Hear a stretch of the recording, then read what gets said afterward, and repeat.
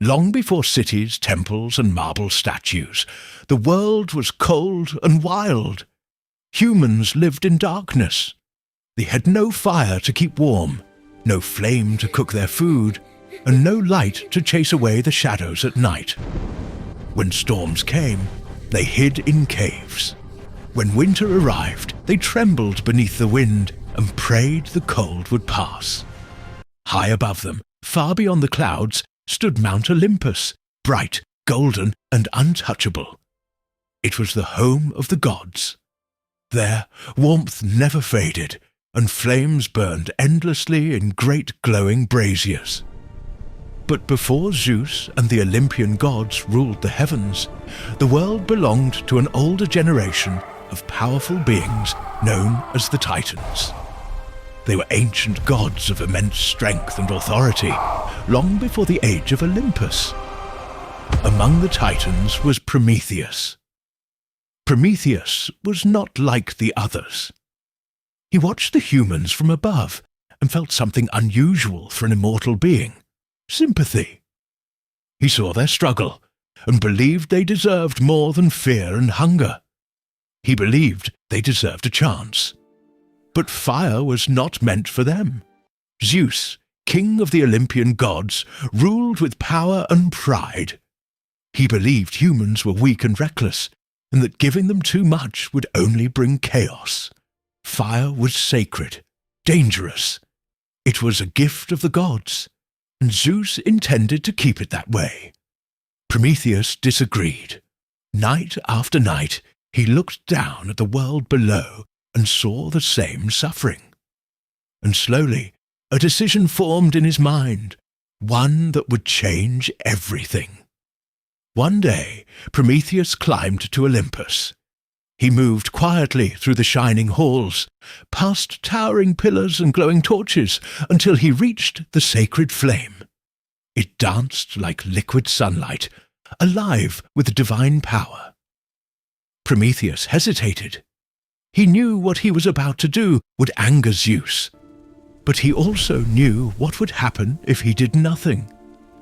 With steady hands, Prometheus took a small ember from the sacred fire and hid it inside a hollow fennel stalk.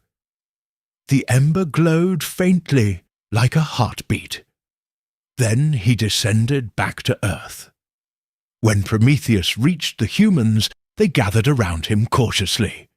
Their eyes were wide, unsure if they should fear him or trust him.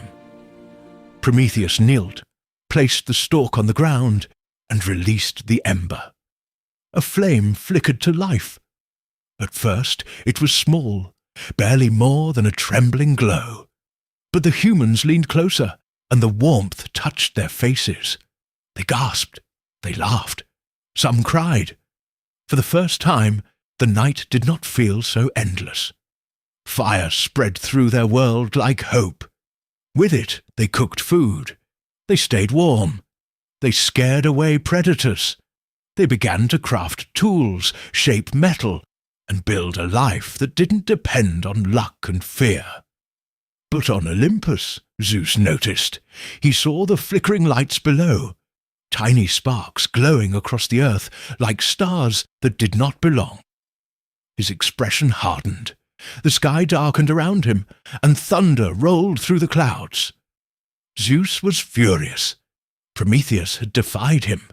Worse, he had given humans power. Zeus summoned Prometheus to Olympus, his voice echoing like a storm. Prometheus stood tall, unshaken, even in the presence of the king of the gods. Zeus did not listen to reasons. He did not care about compassion. To Zeus, Prometheus had committed the greatest betrayal. He had stolen what belonged to the gods. As punishment, Zeus ordered Prometheus to be chained to a lonely mountain cliff. There, an eagle would come each day to torment him, and each night he would heal, only to suffer again the next morning. Prometheus endured it in silence. He did not beg. He did not regret.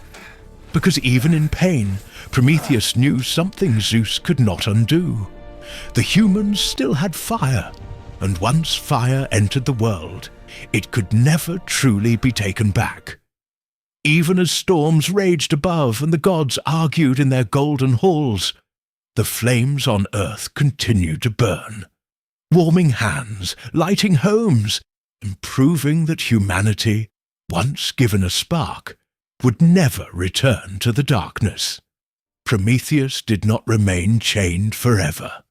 Long after humans had learned to live with fire, a great hero named Heracles, known for his strength and courage, climbed the mountain where Prometheus was bound. Heracles killed the eagle that tormented him and broke his chains, setting the Titan free. Zeus allowed Prometheus's release, not because he had truly forgiven him.